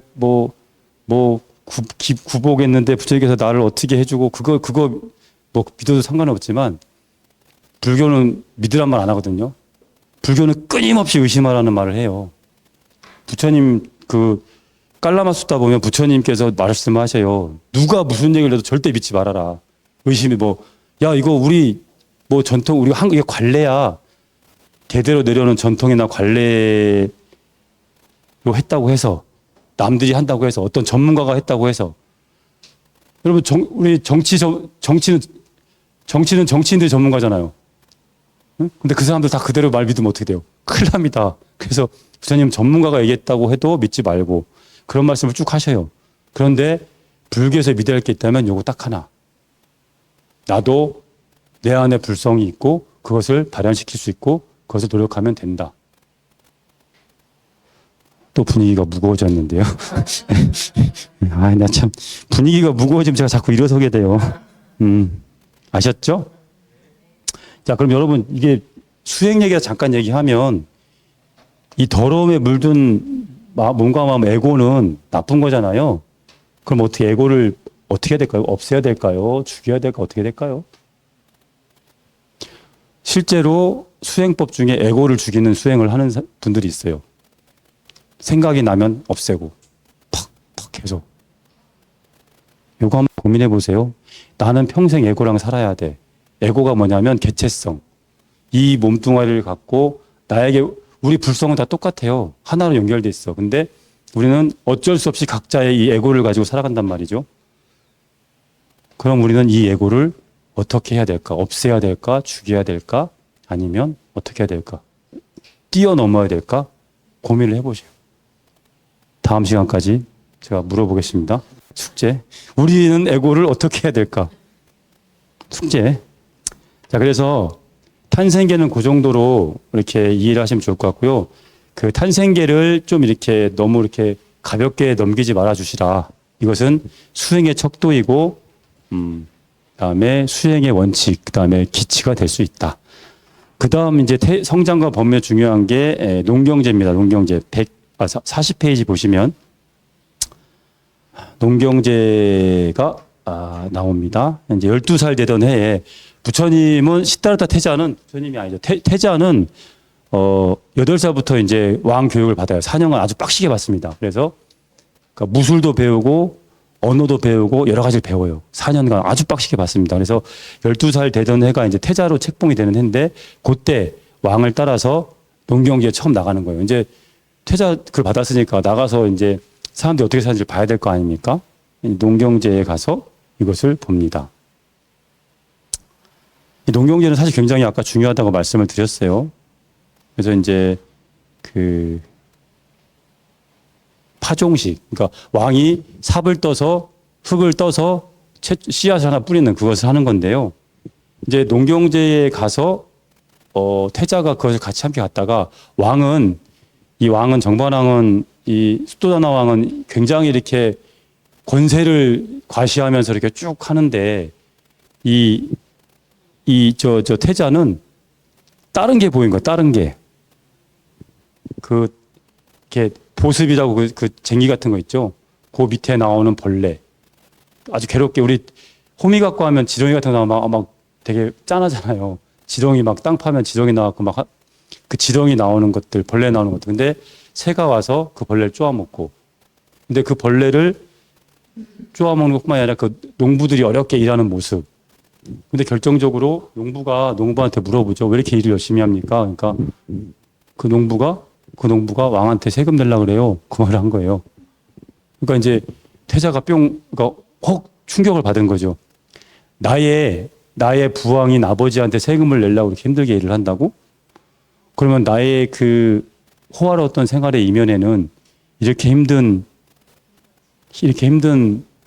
민중의 이런 고생들이 있었나라는 것 때문에 굉장히 충격을 받죠. 그래서 이 농경제를 보통 그러니까 표할 때 사람들은 그러니까 그 자연계의 약육강식만으로 이렇게 딱 국한지어서 보는데 사실은 조금 더 넓게 봐야 됩니다. 뭐냐면 아까 그 질문이 상징하는 것.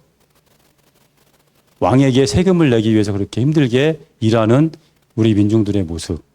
그걸 보고 태자가 충격을 받은 거죠. 그러니까 태자가 굉장히 영민했기 때문에 그동안 왕궁에서는 좋은 모습만 보고 살았을 거 아니에요.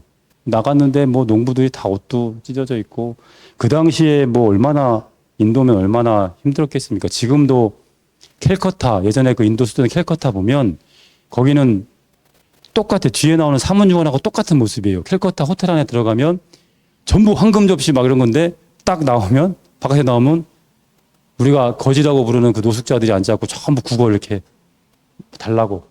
그러니까 어쩌면 왕궁 안에 갇혀있던 태자가 캘커타에 그 호텔에 있던 관광객들이 바깥에 나와서 그 충격 아마 비슷한 것을 보지 않았을까. 그래서 농경제에서 본 것은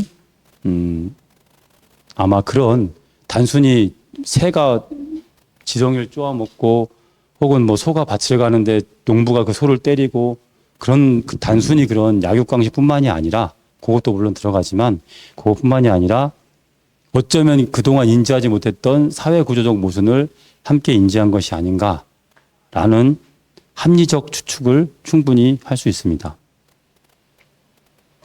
그래서 이때 태자가 농경제를 하다가 딱 나무 밑으로 가요. 나무 밑으로 가서 명상을 합니다. 근데 여러분 이제 이걸 보고 야 12살짜리가 무슨 명상을 해 생각하셨잖아요. 명상했을까요? 안 했을까요?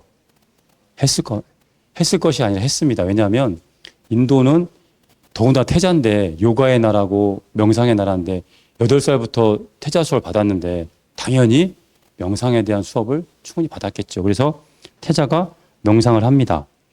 연부나무 아래, 연부수 아래서 명상을 하는데 왕이 수도단 왕이 한참 찾아요. 근데 못 찾다가 이제 대신들 보고 다 찾으라고 했는데 너무 못 찾다가 결국엔 연부수에서 명상을 한 태자를 찾죠. 근데 그때 어떻게 기술이 되어 있냐면 경전에 그 연부수 나무 가지가 햇빛에 비치는 각도와 상관없이 태자를 따라서 이렇게 그늘을 만들어주는 걸 보았다라고 약간의 첨가가 되어 있습니다.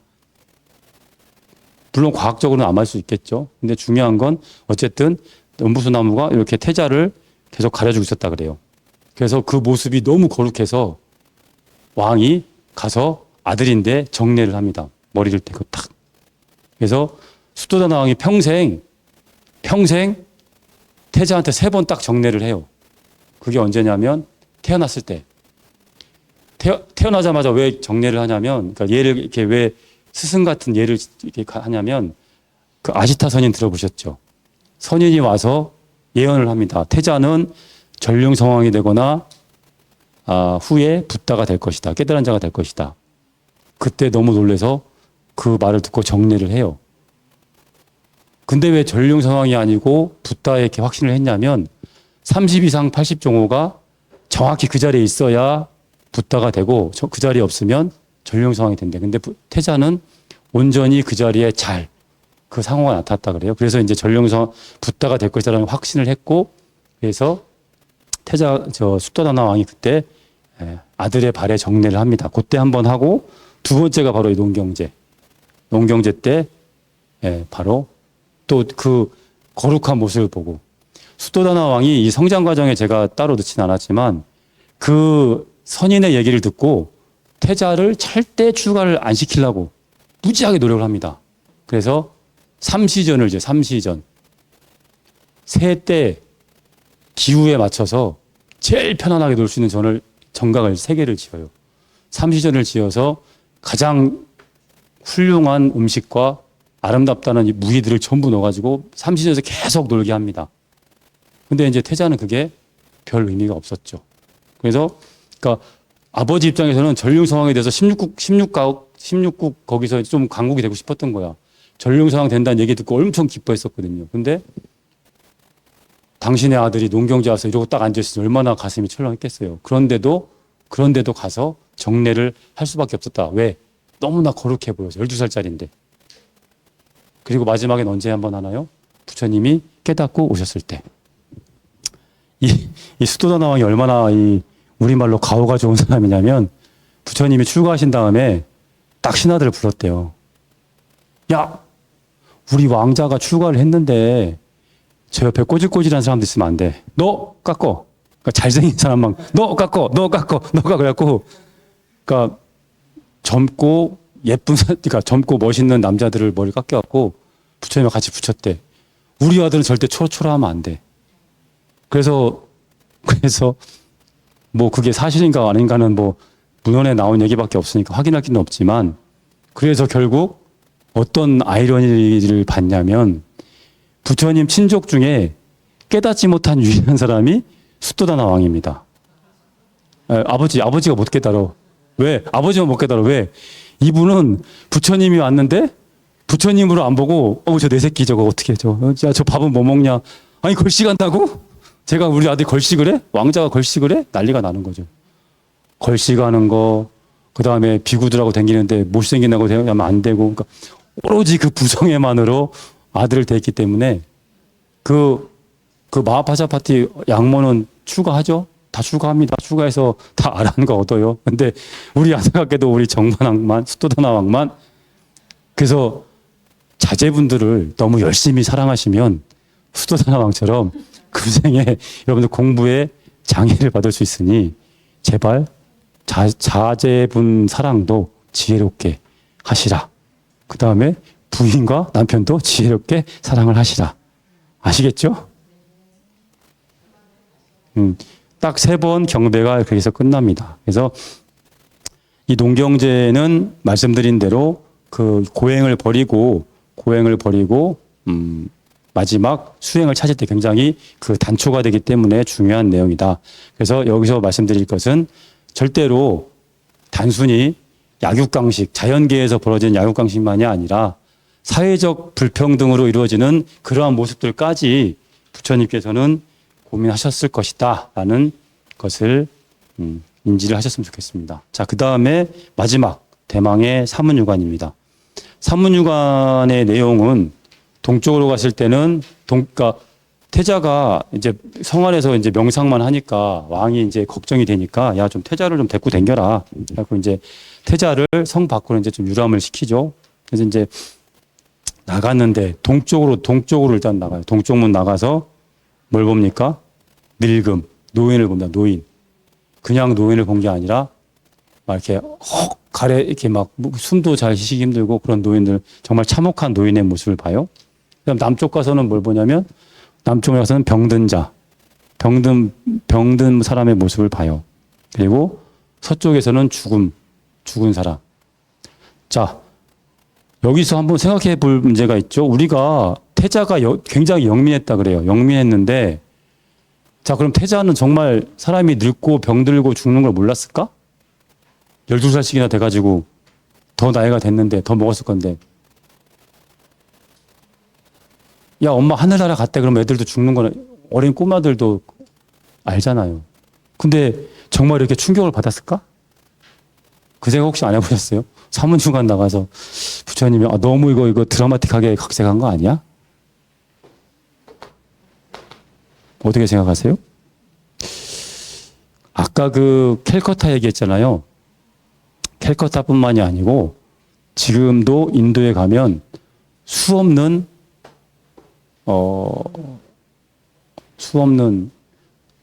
우리 거지들이라고 하죠. 거지들. 너무 많아요. 지금도. 가면 막 쫓아와. 막 이러면서. 근데 걔들은 정말 씻지도 않아요.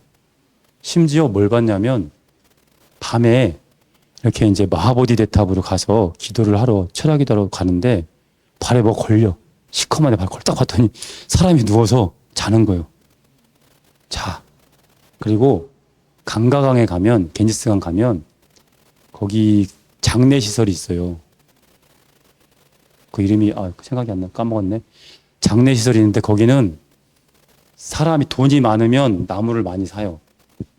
돈이 많으면 나무를 많이 사. 그래서 제법 화장스럽게 화장을 태워줘. 돈이 없으면 그냥 몇 개 얹어놓고 해. 그래서 타다 보면 팔이 뚝 떨어져.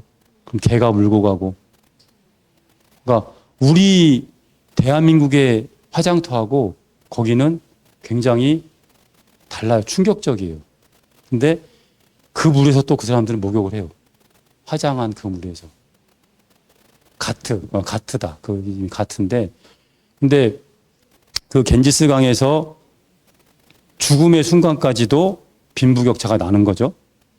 자, 그러면 아까도 말씀드렸지만 태자는 최고의 꼬살라고 이제 나름 국력이 있었으니까 호화로운 왕 생활을 하다가 밖을 나간 거야. 그러면 봐봐요. 왕궁에서 사람이 죽으면 어땠을까? 정말 아무렇게나 나무 몇 개 올려고 태웠을까요?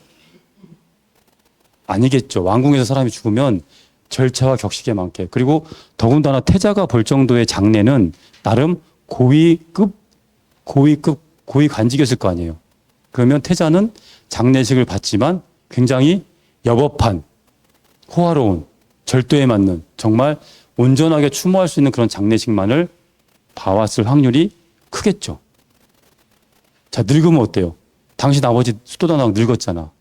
대신들 늙었을 거 아니에요. 근데 어때요? 늙으면 늙을수록 멋있어. 숨 딱 나고 화려한 관 있고 힘도 짱짱하고 권력이 더 세져. 늙는 게 나쁜 게 아니구나. 늙으면 차라리 힘도 세지고 권력도 세지는구나. 늙음이 그렇게 나쁜 건 아니네. 병든 거 어때요? 정말 그렇게 팔이 부러지고 고름이 터지고 진물이 터지고 그런 걸 봤을까요? 안 봤겠죠.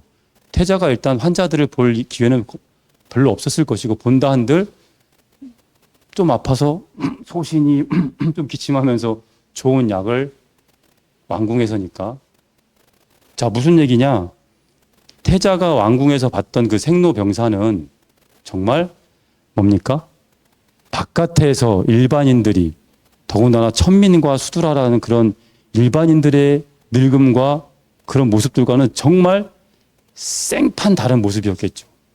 그래서 태자가 나고 죽음을 몰랐던 것이 아니라 그간 인식하고 있던 태자의 늙고 죽음 그리고 병들음은 충분히 감당할 수 있는 인생의 고난이었던 거죠. 근데 딱 나갔는데 정말 그 지저분한 거리에 팔 부러져 있고 썩어가고 심지어 여러분 그 스님들 그 장례식장 갈 때 시달림 간다는 말 들어보셨어요? 우리 장례식장 가서 연부를 할 때 오늘 뭐 어디가 우리 시달림 가? 시달림 이제 시타림. 시타림에서 나온 말이거든요. 시타림이 뭐냐면 시체를 버리는 곳. 그 인도에서 돈이 없는 사람들은 화장을 못 해요. 그러면 시체를 갖다 숲에 버리는 거예요. 갖다 버려. 그럼 어때요? 그 막 부패가 일어나고 구대기가 끓고 진물이 나고 정말 눈으로 참 볼 수 없는 광경들이 많이 벌어질 거 아니에요. 태자가 본 죽음은 거리에서 본 그 시체의 죽음은 그런 죽음이었을 확률이 매우 크다. 그래서 태자는 무지하게 충격을 받고 쇼킹한 그 마음 상태로 되돌아왔을 것이다라는 것들을 생각해 볼 수 있어요. 그래서 단순히 우리가 동쪽문 나갔을 적에 늙은 자 모습 보았네 이렇게 그냥 편하게 얘기할 게 아니라 부처님 태자 시절에 왜 붓다는 우리도 다 생로병사를 아는데 왜 그 영민한 태자가 그것을 모르고 저렇게 충격을 받았을까? 고민을 해봐야 돼요. 그리고 그것을 태자가 정말 이렇게 고민했구나라고 끝나면 안 되고 우리의 문제로 우리는 대한민국에 사는 우리 2024년에 사는 우리 불자들은 그나마 여법한 장례식을 치르고 볼 수 있어서 얼마나 다행이고 행복합니까? 그러나 거기서 끝나는 게 아니라 태자가 고민했던 늙음, 그리고 병듦, 그리고 뭐예요? 늙고 병들고 또 하나 뭐예요? 죽는 거. 그래. 그런 것들을 나의 문제로 어떻게 받아들일 것인가. 부처님하고 우리하고 다른 거 가장 큰 한 가지 차이점이 뭔지 아세요? 우리는 똑같이 부처님하고 우리는 외부의 사물을 경험을 해. 외부의 문제를 인식을 해. 근데 부처님은 그것을 철저히 당신의 문제로 갖고 옵니다. 근데 우리는 그렇구나 하고 끝나요. 그렇구나. 누가 죽으면 죽었구나. 참 안 됐지. 추모하는 것까지는 좋은데 거기서 부처님은 나도 언젠가 죽을 텐데 이 부처님 당시에는 크샤트리아들이 전쟁에서 지면 노예로 끌려갔다 그래요. 노예로. 그러면 만약에 꼬살라국 당신 나라가 딱 전쟁에서 끝나면 태자도 노예의 신분으로 갈 확률이 농후한 거예요. 노예로 가면 어때요? 아까 내가 봤던 저 노예들처럼 저렇게 처참하게 길거리에서 죽을 수도 있겠구나. 순간 딱 두려움이 오는 거죠. 내 문제를 받아들였기 때문에. 그렇죠? 그래서 부처님처럼 우리도 그렇게 벌어지는 문제를 우리 문제로 받아들여야 된다. 그래서 우리가 아까도 잠깐 말씀드렸지만 죽는 거 100에 100이면 다 알지만 그래 아직은 아닐 거야. 좀 시간이 있겠지. 나는 어릴 때 늘 그러잖아요. 나는 옥상에 떨어져도 날 수 있을 거야. 나는 안 다칠 거야. 그래서 부처님의 그 하셨던 고민을 우리의 고민으로 좀 이렇게 받아들이는 연습을 해야 되지 않을까. 그래서 사문유관이라고 단순히 네 군데를 나가서 그런 것들을 본 것이 아니라 이것도 역시 마찬가지인 거예요. 사회의 구조적 모순. 왕궁은 이렇게 잘 살고 잘하는데 바깥의 민중들은 이렇게 처참하게 늙어가고 병들고 썩어가다니. 충격. 농경지에 가서 그 농부의 한마디. 왕에게 세금을 내려고 합니다. 이 큰 왕궁을 유지하고 이 좋은 것들 유지하기 위해서 농민들의 그러한 고혈이 빠지는구나. 그 다음에 사업 내문을 나갔는데 왕궁과는 전혀 다른 생로병사가 펼쳐지고 있구나. 연타로 2번을 세게 맞은 거죠. 그래서 부처님께서 이것 말고 어떤 답이 없을까? 라고 해서 북문에 나가십니다. 나가서 만난 게 비구, 수행자를 만납니다. 수행자. 그래서 그 출가의 시에 보면 어떻게 시를 표현하고 있냐면 북쪽문 나갔을 적에 그 수행자 모습 보았네. 남루한 옷차림 속에 그 초롱한, 명료한 눈빛 그렇게 표현이 되거든요. 그러니까 옷은 되게 남루해. 별로 이렇게 허름한데 그 눈빛은 살아있는 거죠. 그래서 물어요. 그렇게 남루한 옷을 입고 있는 그 사람한테 당신은 누구십니까? 그러니까 너무 이렇게 아우라가 좋으니까 딱 허름하게 입는데도 딱 그 기품과 기세가 너무 좋으니까 물어보는 거예요. 나는 비구라고 하오. 비구는 뭐요? 집을 나와 삶의 근본을 추구하는 사람입니다. 그래서 태자가 딱 희망을 찾죠. 두 번의 농경제와 사문유관이라는 결정타를 두 번 맞고 비구를 만나서 수행자를 만나서 여기서 딱 크게 희망을 얻습니다. 그래서 부처님께서 태자가 이제 이렇게 하죠. 자, 이렇게 해서 결혼은 3번 했습니다. 그렇게 말하고 계세요. 결혼은 3번 하셨고, 태자가 이렇게 막 여성 편력이 좋아서 그런 게 아니고, 그 북문을 나갔다 온 뒤에 계속 출가에 대한 마음을 키워요. 그러니까 바라문하고 사문하고 결정적으로 틀린 게 뭐냐면, 바라문은 인생 사주기를 맞춰서 출가를 합니다. 가주기, 임석이, 유행기. 그러니까 태어나서 집에 머물면서 가정을 돌보는 시기가 있고, 그 다음에 집 근처에서 밥을 갖다 먹으면서 숲에 머무는 시기, 그 다음에 그것마저 떠나서 유행기, 숲에서 완전히 수행하는 그런 인생 4단계 단계를 거치는데, 사문은 아무 때나 출가를 해요. 아무 때나 출가할 수 있어요. 그게 신분상 그 제도가 다른 게 그게 많이 다르거든요. 근데 태자가 북문을 갔다 온 뒤에 계속 출가에 대한 생각을 키우다가 계속 반대에 부딪히죠. 부모님한테. 그래서 결국은 그러니까 부딪히면서 했던 명분이 그거예요. 후사는 이어주고 가라. 우리는 강대국들을 상대해야 되니 후사를 집어넣고 가라. 그래서 첫 번째 왕비 고피카. 근데 안 됐어. 그 다음에 야소다라 안 됐어요. 세 번째 마하비라 안 됐어. 근데 세 번째 부인을 얻고 두 번째 마야 부인한테서 야소다라한테서 나이가 한참 됐는데 그때 라홀라가 나오게 된 태자 나이 29에 그 후사를 보는 거예요. 그래서 그 후사를 보고 그때 안녕히 계세요 여러분 그리고 이제 출가를 딱 마음을 접고 출가를 하십니다. 그래서 다음부터 볼 내용이 출가와 성도에 관한 이야기다. 자, 마무리만 하고 끝낼게요. 태어날 당시는 그 당시는 사회적으로 16강국이 매우 전쟁과 그런 것들을 할 때 혼란한 시기였고 바라문과 사문이 새로운 사상으로 대척점을 지던 시기였다. 탄생계에서 삼계계고 아당한지는 부다의 사명을 얘기하는 것으로서 우리 불자들의 수행에 지침이 될 수 있다. 농경제는 뭐예요? 단순히 감성적으로 내가 그런 자연계의 약방식만을 본 게 아니라 사회 구조적 모순까지 함께 인지한 최초의 사건이었다. 그 다음에 사문유가는 이 최초의 인식을 더욱 깊게 만들었던 두 번째 사건이었다. 그래서 태자는 사문유가를 계기로 출가를 준비하면서 후사를 위해 결혼을 하고 그 다음에 마지막 라홀라가 나오는 날 바로 출가를 한다. 그래서 이제 성장과 태자의 탄생과 성장까지 이렇게 해서 살펴봤습니다. 시간이 많이 돼서 질문은 좀 받기가 그런데 대표로 한두 분 질문하실 거 있으세요?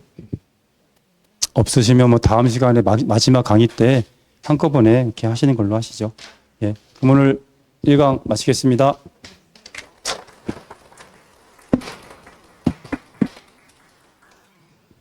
어떻게 강의 잘 들으셨어요? 어떠셨어요? 네. 그렇듯이 단순히 어떤 부처님이라는 한 성인의 모습을 찬탄하고 경배하는 그런 모습을 넘어서서 부처님이 고민했던 부분들을 나의 고민으로 끌어들이고 부처님이 고민했던 그런 고민의 흔적들을 결국은 나의 문제로 바라보면서 결국은 나의 문제가 되었을 때 결국 부처님께서 깨달음을 얻고 붓다가 되신 그래서 참 자유와 참 행복의 길을 가셨던 그 길을 갈 수 있지 않을까 생각을 해봅니다. 우리 오늘 첫 번째 붓다로드 길을 열어주신 우리 동진 스님께 큰 감사의 박수 한번 부탁드리겠습니다. 네, 아마 여름이 우리 스님의 그 붓다로드의 이렇게 열강으로 아마 이렇게 아주 이렇게 뜨겁고 또 시원한 어떤 시간들이 되지 않을까 싶고요. 우리 또 계속해서 2강, 3강, 4강 하면서 부처님이 어떤 길을 가셨는지 또 우리가 어떤 길을 붓다의 길을 따라가야 되는지 함께 고민하고 모색하는 그런 시간이 되었으면 좋겠습니다. 함께 불교 불자 환경옥에 모시도록 하겠습니다.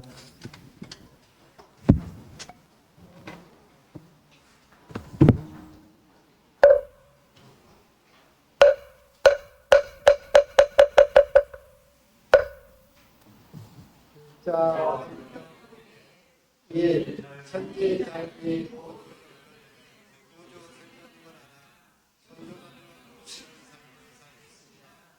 이 경쟁 대립하는 주님의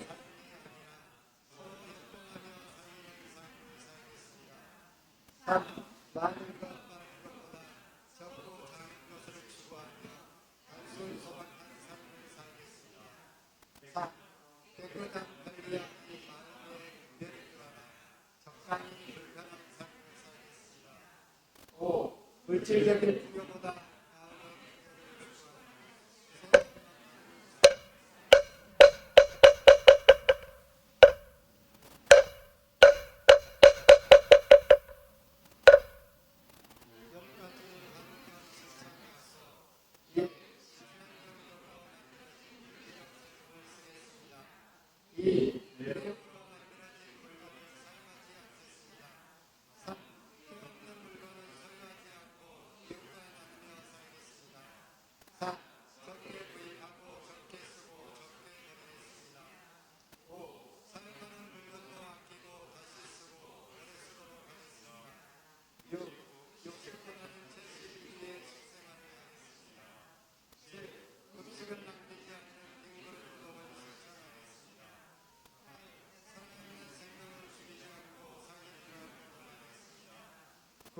지구를 지키는 교육과 실천 활동을 후원하거나 참여하겠습니다.